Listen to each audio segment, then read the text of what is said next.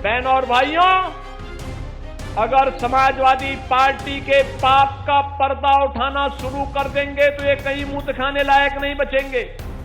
अब यूपी में no curfew, no दंगा, यूपी में है सब चंगा। अब यूपी में सब चंगा है।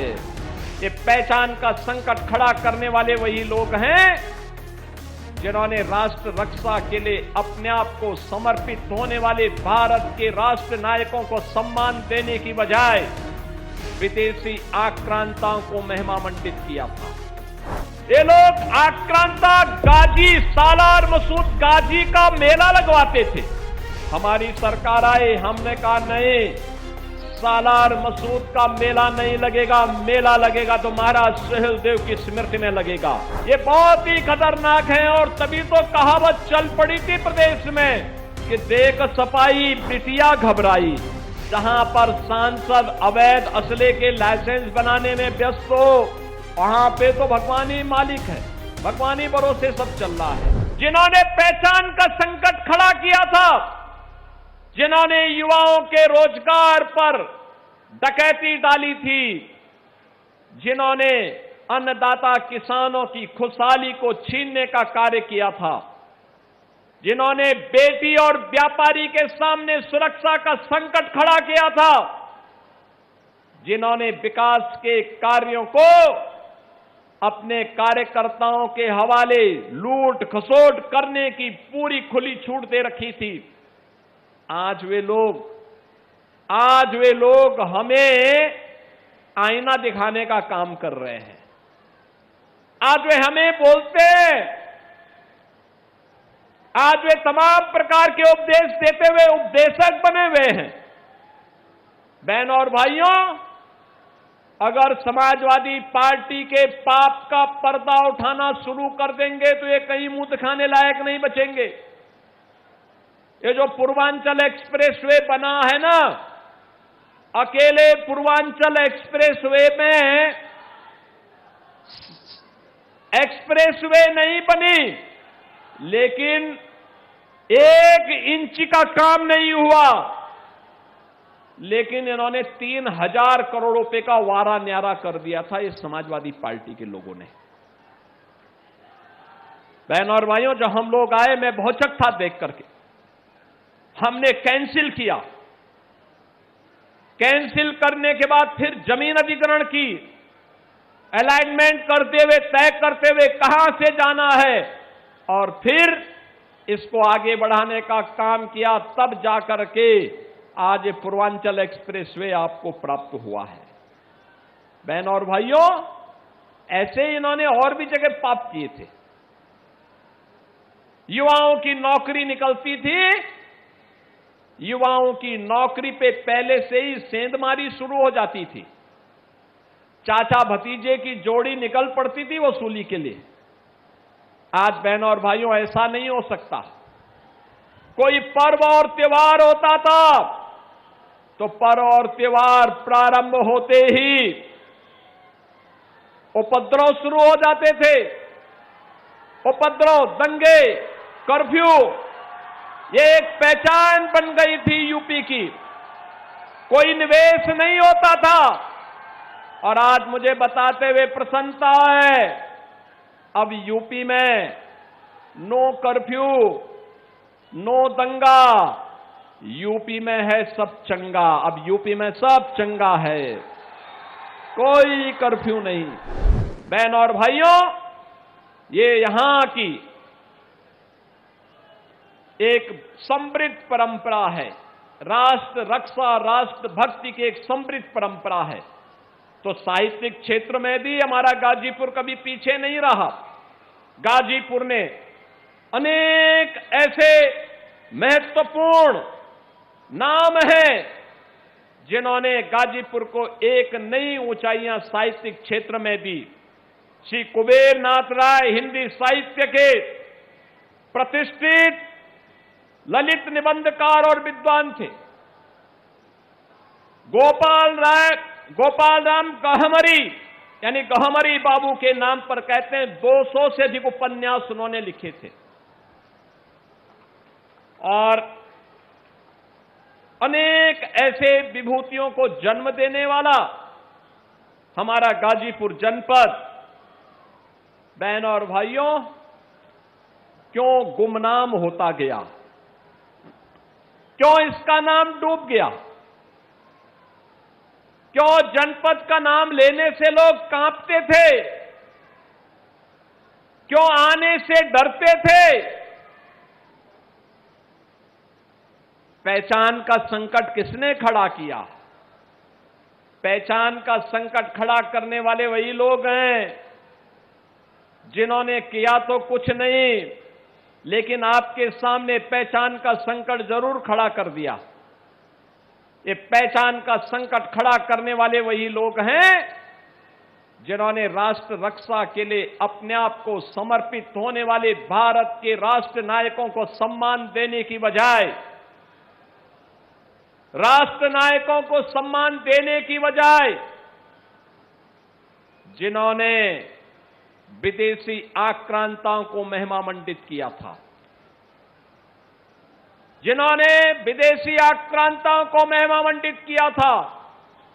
और आज मैं इस बात को कह सकता हूं कि डबल इंजन किए बीजेपी एनडीए की सरकार राष्ट्र नायकों को सम्मान देती है।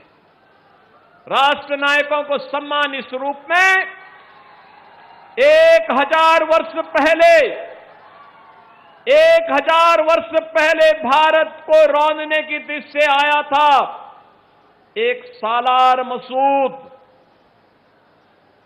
सालार मसूद को बहराइच के चित्तौड़ा नामक स्थान पर भारत के जिस महापुरुष ने, राष्ट्र नायक ने रौंद करके इस्लाम के अनुरूप सबसे कड़ी सजा दी थी, वह महापुरुष कोई और नहीं, महाराज सुहेलदेव हैं। महाराज सुहेलदेव,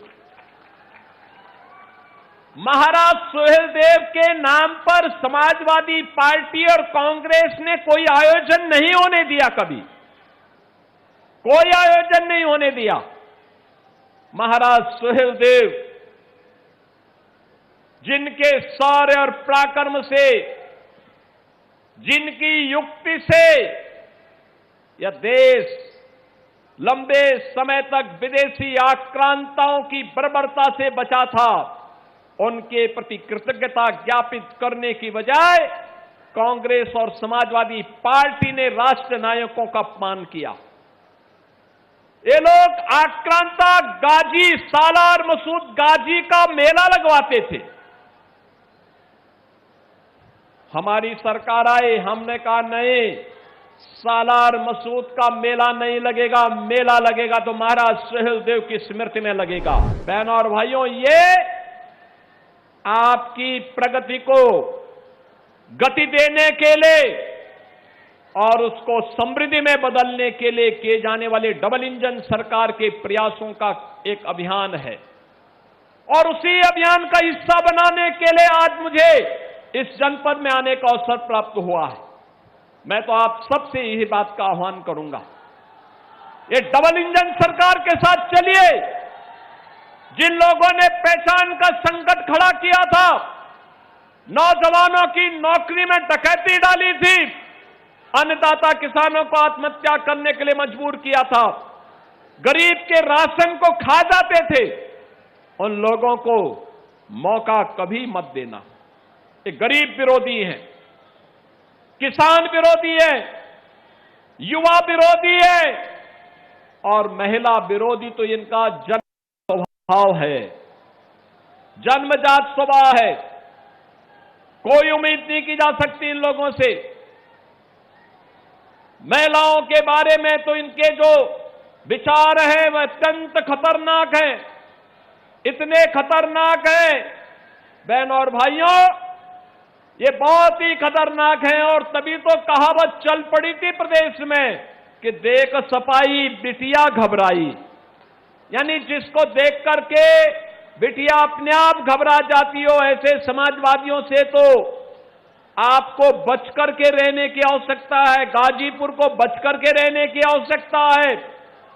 जिन लोगों ने यहां के पहचान पर संकट खड़ा किया था, उनसे बचने की आवश्यकता है। और मैं खास तौर पर युवाओं से कहूंगा, याद रखना, नए भारत में आपका भविष्य उज्जवल है। आपका भविष्य उज्जवल है।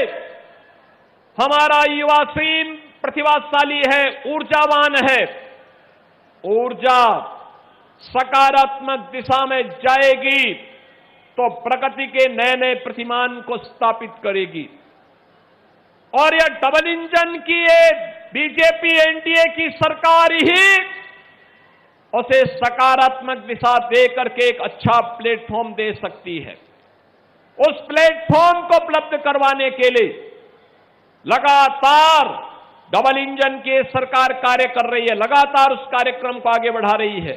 नौजवान के लिए नौकरी, नौजवान के लिए रोजगार, नौजवान के लिए स्वतः रोजगार, आज तमाम प्रकार के कार्यक्रम चल रहे हैं। वन डिस्ट्रिक्ट वन प्रोडक्ट के कार्यक्रम चल रहे हैं। हमारा युवा असीम ऊर्जा का केंद्र है, प्रतिभा का केंद्र है। उस युवा को प्लेटफॉर्म मिलना चाहिए। पिछले 12 वर्ष में प्रधानमंत्री मोदी जी के नेतृत्व में उन युवाओं को एक प्लेटफॉर्म मिला है। प्रधानमंत्री स्टार्टअप की योजनाएं, प्रधानमंत्री स्टैंड अप की योजनाएं, डिजिटल भारत की योजनाएं,